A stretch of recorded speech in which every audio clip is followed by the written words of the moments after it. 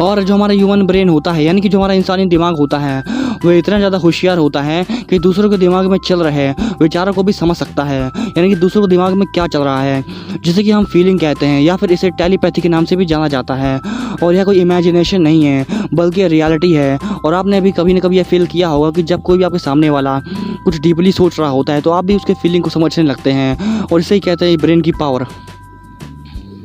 तो क्या आप किसी ऐसी एनिमल स्पीसी के बारे में जानते हैं, यानी कि कोई ऐसी जीव की प्रजाति जिसका कि अगर कोई बॉडी ऑर्गन काट दिया जाता है, यानी कि एक अंग काट दिया जाता है उसकी बॉडी का, तो वो जो अंग है वह खुद को एक नए शरीर में डेवलप कर ले। यानी कि जैसे कि आप इस बारे में जानते ही होंगे कि जो छिपकलियाँ होती हैं हमारे घरों में जो पाई जाती हैं, उन छिपकलियों की अगर पूँछ कभी कट जाती है तो छिपकली जो होती है वह अपने पूँछ को दोबारा से उगा लेती है, यानी कि रिप्रोड्यूस कर लेती है। लेकिन अगर आपसे यही कहा जाए कि जो छिपकली होती है उसका कटा हुआ जो पूँछ है वह अलग से एक किसी नई छिपकली को बना सकता है, तो आप इस बारे में सोच रहे होंगे कि कैसा सवाल है, ये कैसे पॉसिबल हो सकता है। लेकिन ये जो छिपकली होती है ये तो उसमें पॉसिबल नहीं होता है। लेकिन एक स्टारफिश नाम का एक जीव जो कि समुद्र में पाया जाता है, इसका नाम आपने शायद सुना भी होगा। तो समुद्र और महासागरों की गहराई में पाया जाता है। और जो स्टारफिश होती है इसकी ये खासियत होती है कि अगर कभी भी पूँछ कट जाती है या फिर कोई इसका बॉडी ऑर्गन कट जाता है, तो जो कटा हुआ बॉडी ऑर्गन होता है वह खुद से एक नए स्टारफिश को प्रोड्यूस कर देता है, यानी कि रिप्रोड्यूस कर देता है। तो ये कैसी अजीब प्रकार की बात है। यानी कि अगर इसको सिंपल लैंग्वेज हम बोलते हैं तो अगर किसी भी पर्सन का, यानी कि कोई भी ऐसा आदमी है अगर उसका कोई भी हाथ कट जाता है तो उस कटे हुए हाथ जो उसके बॉडी से अलग हुआ है, तो कटा हुआ हाथ ही एक अलग से पूरे ह्यूमन को प्रोड्यूस कर सकता है, यानी कि एक शरीर को बना सकता है पूरे ह्यूमन के। तो ये जो पॉसिबिलिटी है ये सिर्फ स्टारफिश में ही पाई जाती है, यानी कि ऐसी प्रॉपर्टी और किसी भी जीव में, पूरे हमारे अर्थ में ऐसी कोई भी जीव नहीं है जिसमें प्रॉपर्टी प्रेजेंट हो। लेकिन स्टारफिश ही ऐसी एक पूरी प्रजाति है पूरी स्पीसीज़ में जो कि ये कर सकती है। और हमारी दुनिया भी कितनी अजीबोगरीब चीज़ों से भरी हुई है।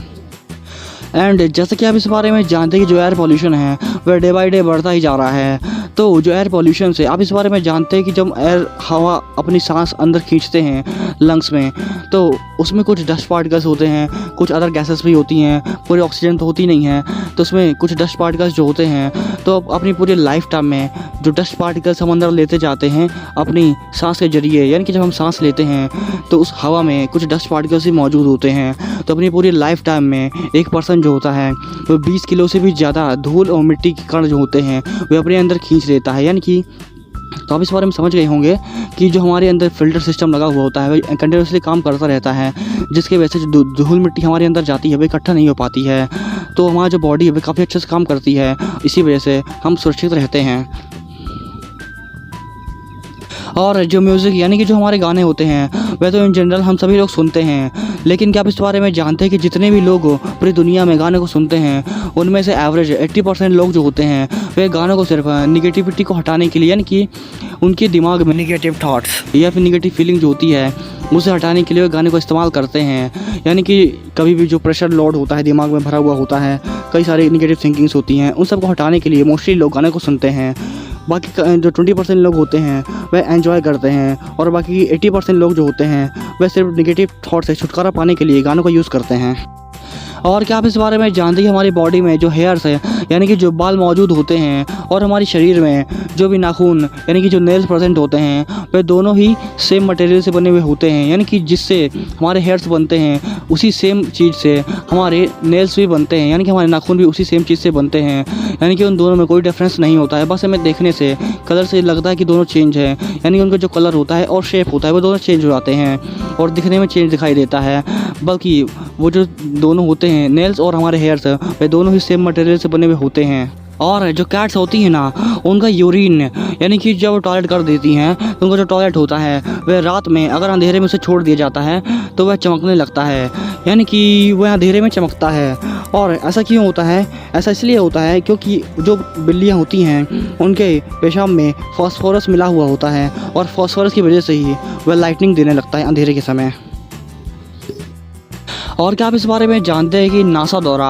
अपोलो 11 मिशन में जो सुपर कंप्यूटर्स यूज़ किए गए थे उस समय के, वो हमारे आजकल के मोबाइल से भी लाखों गुना स्लो थे, यानी कि उनसे काफ़ी ज़्यादा तेज़ हमारे आजकल के स्मार्टफोन्स होते हैं। अब आप सोच रहे होंगे कैसे पॉसिबल है, उस समय तो बहुत ही बड़ा मिशन था, तो उसमें काफ़ी तेज़ कंप्यूटर यूज़ किए गए होंगे, लेकिन ऐसा नहीं था। उस समय की जो टेक्नोलॉजी थी वह काफ़ी स्लो थी,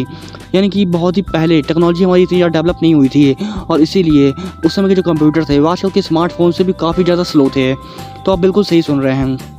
तो आजकल के जो हमारे स्मार्टफोन्स होते हैं जो कि हम यूज़ करते हैं, ये भी हमें बहुत ही ज़्यादा स्लो लगते हैं, कितना ज़्यादा हमारा फ़ोन स्लो चल रहा है। लेकिन नासा ने 1969 में इससे, यानी कि उस कंप्यूटर से जो कि काफ़ी ज़्यादा धीमा था, लाखों गुना धीमी काम करने वाले कंप्यूटर्स का इस्तेमाल करके ही अपने अपोलो मिशन में यूज़ किया था। और तो जैसे कि हमने आपको इस बारे में बताया कि उस समय के जो कंप्यूटर थे वे बहुत ही ज़्यादा स्लो थे और उनकी परफॉर्मेंस बहुत ही ज़्यादा स्लो थी। लेकिन इतने स्लो होने के बावजूद भी वो जो कंप्यूटर्स थे वे हमारे मून से, यानी कि चंद्रमा से हमारी पृथ्वी तक का पूरा कॉन्टैक्ट बनाने में कैपेबल थे, यानी कि वो पूरा कॉन्टैक्ट मून से लेकर अर्थ तक का बनाने में सक्षम थे।